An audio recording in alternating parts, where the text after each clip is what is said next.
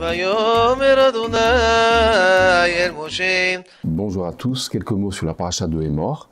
Alors la paracha de Hémor, c'est une paracha qui est une paracha spéciale Kohanim, qui a été dédiée aux prêtres. Elle parle par exemple de l'interdiction pour les prêtres et les Kohanim de se rendre impurs, des défauts physiques qui vont rendre les prêtres inaptes au service.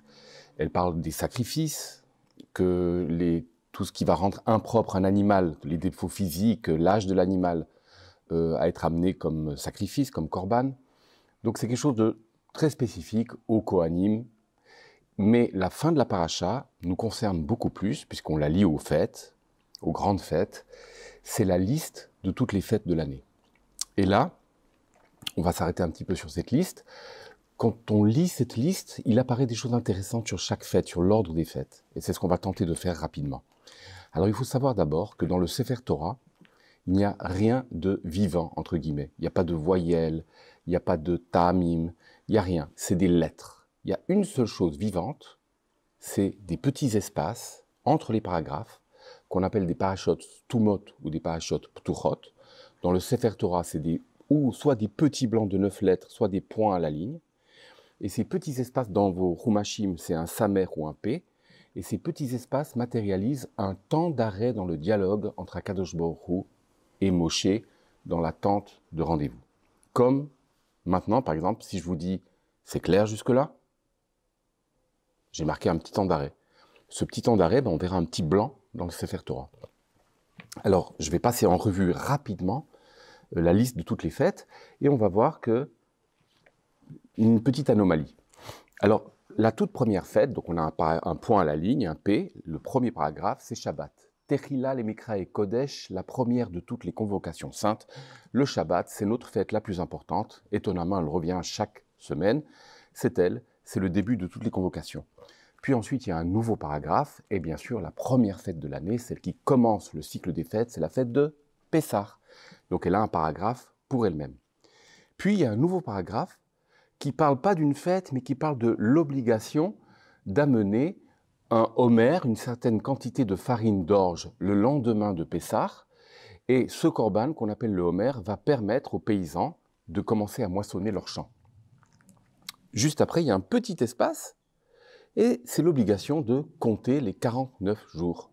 Sfirat à Homer, qui s'appelle Sfirat à Homer parce qu'on compte les jours à partir du moment où on amenait cette quantité de farine d'orge qui autorisait la nouvelle récolte. Puis ensuite, je continue, un nouveau paragraphe pour lui-même, c'est la fête de Rosh Hashanah, bien sûr c'est un paragraphe à part. Dans le paragraphe de la fête de Rosh Hashanah, il y a un petit espace où on parle de Kippour, et à la fin en fait, un paragraphe dédié à la fête de Sukkot. Et donc je refais rapidement les fêtes, Shabbat, Pessah, le conte du Homer, Rosh Hashanah, Kippour, Sukkot. Et de manière très étonnante, si vous avez bien fait attention à ce que je viens de dire, il y en a une qu'on ne voit pas. La fête de Shavuot n'apparaît pas dans la liste de toutes les fêtes. Étonnamment. Alors si on reprend maintenant une lecture un peu plus attentive, on voit que oui, elle apparaît. Mais elle n'a pas de paragraphe qui lui est dédié en particulier. C'est simplement l'issue du compte des 39 jours.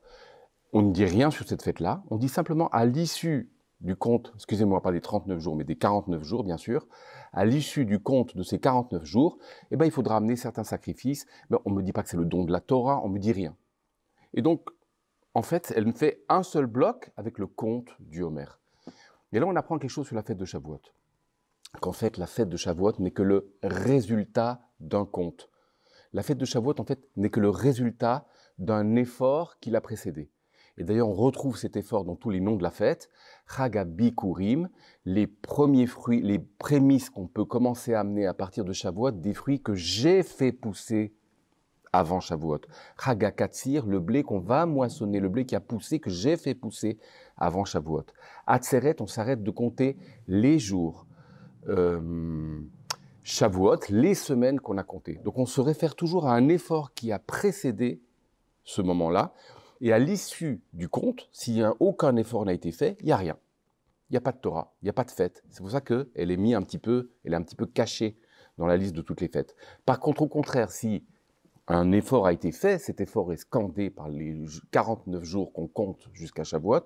Si je fais un effort, alors c'est moi qui aménage un espace dans lequel peut s'opérer le don de la Torah.